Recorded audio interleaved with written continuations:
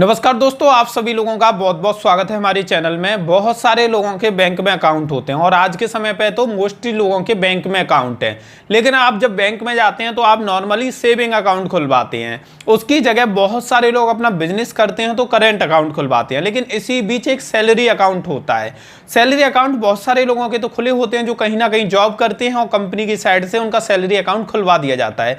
लेकिन आज की वीडियो में हम आपको बताने वाले हैं कि सैलरी अकाउंट के क्या बेनिफिट हैं जो कि सेविंग अकाउंट से अलग है। यानी कि सेविंग अकाउंट पे इतने सारे बेनिफिट नहीं मिलते, उससे ज्यादा सैलरी अकाउंट पर बेनिफिट मिलते हैं। लेकिन लोगों को पता नहीं होता कि सैलरी अकाउंट पे इतने सारे बेनिफिट मिलते हैं। अगर आप लोग आज की इस वीडियो को देखोगे तो आपको पता चलेगा कि आपको सैलरी अकाउंट खुलवाना चाहिए। अगर आप कहीं पर जॉब कर रहे हो, अपने सेविंग अकाउंट में पैसा लेने की बजाय अगर आप सैलरी अकाउंट खुलवा के उसमें पैसा लोगे तो आपको काफी ज्यादा बेनिफिट सरकार की तरफ से दिए जाएंगे। तो पहली चीज, जो सैलरी अकाउंट होता है उस पर जीरो बैलेंस की सुविधा दी जाती है। आपको पता होगा अकाउंट खोलने के लिए एक मिनिमम बैलेंस की रिक्वायरमेंट होती है। दूसरा, अकाउंट में बैलेंस भी मेंटेन करना होता है। उसी जगह जीरो बैलेंस अकाउंट होते हैं जो जीरो बैलेंस से ही खुलते हैं और उसमें अगर जीरो बैलेंस भी हो जाए तो भी कोई दिक्कत नहीं। यानी कि मिनिमम बैलेंस मैनेज करने की कोई राशि दी ही नहीं है उन्होंने। यानी कि आपका बैलेंस जीरो भी हो जाएगा तो भी आपके खाते पर कोई भी प्रभाव नहीं पड़ेगा।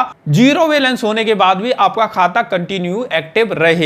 दूसरा फायदा यह होता है, आपका अगर सैलरी अकाउंट है और आपको कभी भी पैसे की जरूरत पड़ती है तो आपका लोन बहुत ही ज्यादा आसानी से हो जाता है। सेविंग अकाउंट पर बहुत सारी समस्याओं का सामना करना पड़ता है, बहुत सारे प्रूफ देने पड़ते हैं, उसके बाद लोन मिलता है। उसी जगह सैलरी अकाउंट पर डायरेक्ट लोन मिलना सबसे ज्यादा आसान होता है। के पीछे एक बात बताई जाती है कि सैलरी अकाउंट में आपकी सैलरी आती है तो जो भी संस्था लोन देती है वो उसके पास पूरा डाटा पहले ही मिल जाता है कि आप महीने में कितना कमाते हो, कितनी आपकी सैलरी है, तो आपको कितना लोन देना चाहिए, जिससे उनके पास पहले ही रिकॉर्ड आ जाता है। इसलिए आपको यहां पर लोन मिलना आसान होता है। इसके अलावा यहां पर अगर आपका अकाउंट 2 साल से ज्यादा पुराना हो जाता है, यानी कि 2 साल पहले आपने अकाउंट खोला है, 2 साल से ज्यादा हो गई हैं आपके सैलरी अकाउंट को, तो इसमें ओवरड्राफ्ट स्कीम को शुरू कर दिया जाता है। यानी कि आपको कभी भी इमरजेंसी होती है और इमरजेंसी में आपको पैसे की जरूरत होती है तो उस समय आप अपने सैलरी अकाउंट से पैसे उस कंडीशन में भी निकाल सकते हैं जब आपके अकाउंट में बैलेंस ना हो। यानी कि आपकी ओवरड्राफ्ट सर्विस शुरू हो जाती है, यानी कि अकाउंट में पैसा ना होने के बावजूद भी आप पैसा निकाल सकते हैं।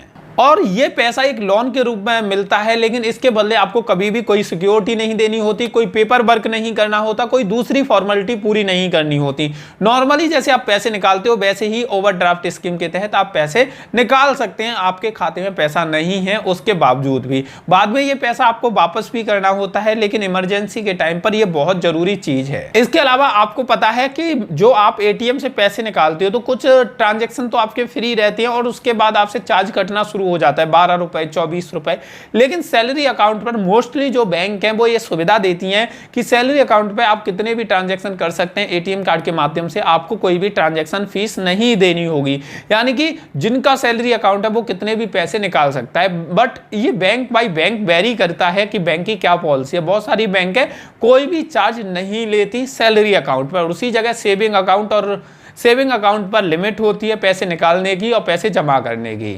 इसके अलावा जो सैलरी अकाउंट होता है उन्हें फ्री में एटीएम कार्ड, फ्री में चेकबुक, फ्री में पासबुक, और इसके अलावा जो उनकी सैलरी आती है तो सैलरी आती है उनको मैसेज आता है तो उस मैसेज का भी चार्ज बैंक कट नहीं करती। यानी कि ये सभी सुविधाएं उनके लिए फ्री होती हैं। उसी जगह आपका नॉर्मल सेविंग अकाउंट है तो उसमें एटीएम का चार्ज कटता है, एसएमएस का चार्ज कटता है, इसके अलावा चेकबुक का भी चार्ज बहुत सारी बैंकें कट करती हैं। लेकिन सैलरी अकाउंट पे ऐसा नहीं होता, ये सभी चीजें उनके लिए फ्री में दी जाती हैं। लेकिन एक बात हमेशा आपको याद रखनी पड़ेगी, अगर 3 महीने तक आपका सैलरी अकाउंट एक्टिवेट नहीं रहता तो ये सारी सुविधाएं बैंक की तरफ से बंद कर दी जाती हैं जो कि सैलरी अकाउंट पर दी जाती है। और ज्यादा समय अगर हो जाता है सैलरी अकाउंट को एक्टिव ना रहे हुए तो आपका सैलरी अकाउंट नॉर्मल अकाउंट में अपने आप ही बदल दिया जाता है। तो दोस्तों, अगर आप किसी भी कंपनी में काम कर रहे हो तो आप अपना सैलरी अकाउंट जरूर खुलवाइए और सैलरी अकाउंट में ही अपनी सैलरी लीजिए। इससे बहुत सारे बेनिफिट आप लोगों को मिलते हैं।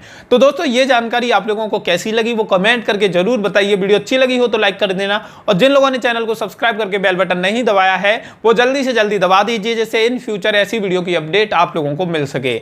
आज की ये वीडियो देखने के लिए आप सभी लोगों का तहे दिल से बहुत बहुत धन्यवाद।